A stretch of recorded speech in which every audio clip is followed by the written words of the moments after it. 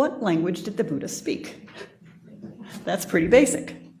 Now, if you ask a pious Theravada Buddhist today, if you ask one of my neighbors in Thailand, they'll be eager and quick to reply, he spoke Pali. And for them, the name Magadhi, the language of the Magadha area where he lived and did most of his teaching, is a synonym for Pali. In other words, they understand the two to be equivalent. But as we shall see, things are certainly not so simple. To begin with what we do know, it's well established that the Buddha lived in the northeastern part of the Indian subcontinent, having been born in what today is southern Nepal, and that he spent most of his teaching career in the region known as Magadha. So it does seem reasonable to suppose, as specialists do, that most of his teachings were initially delivered in some form of what more technically is called Old Magadhi, and it's referred to as old to distinguish it from Ardha Magadhi, a much later language that was used for the transmission of scriptures belonging to the Jain tradition.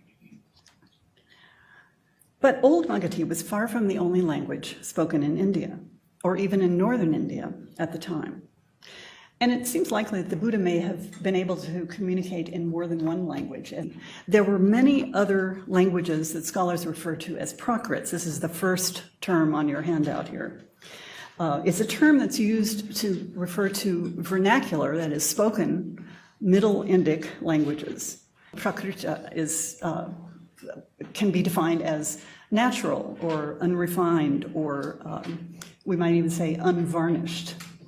Prakriti, of course, is a very famous word in Indian philosophy.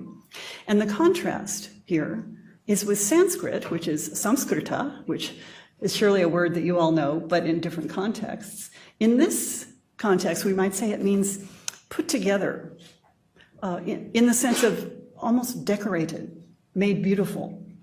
Now, it sounds from that pair of terms as though what we're talking about is Prakrits being made into Sanskrit. And that did happen later in Indian Buddhist history. We have early texts composed in Prakrits. The oral teachings were surely in Prakrit languages, local vernaculars. And then over the course of time, again, I'm sure this is familiar to most or all of you, Sanskrit became more and more the language of choice for the transmission of Buddhist texts. So by the time the Tibetans received this tradition, Sanskrit appeared to be the normal Buddhist language. But things were much more diverse in the early period.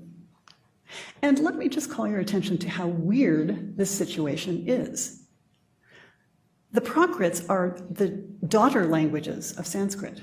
So Sanskrit is older as a language, but newer as a language of transmission of Buddhist texts. There's something interestingly backward about what happened language-wise in the history of Indian Buddhism.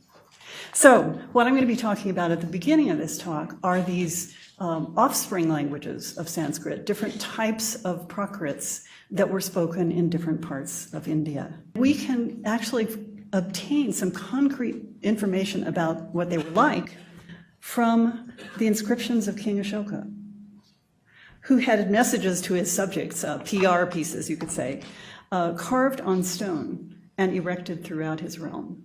They are in a variety of Prakrits. One of the most invaluable legacies of King Ashoka is that his inscriptions have allowed scholars to map out the variety of different Prakrits spoken on the Indian subcontinent during his time. So just staying with northern India, which is the area we're concerned with right now, it's possible to distinguish the linguistic and phonological features of Eastern versus Western Prakrits in the middle of the 3rd century. So back to my Theravadan friends. Where does Pali fit into this picture? It's certainly to be classified as one of the many Middle Indic languages, and thus, in a certain sense, it's a Prakrit. But when we map Pali onto the picture provided by the Ashokan inscriptions, we, or rather Indological specialists, discover something very peculiar. For Pali does not fit the normal profile of an ordinary Prakrit. Instead, as the great Pali scholar Oskar von Inhuber has shown, it exhibits a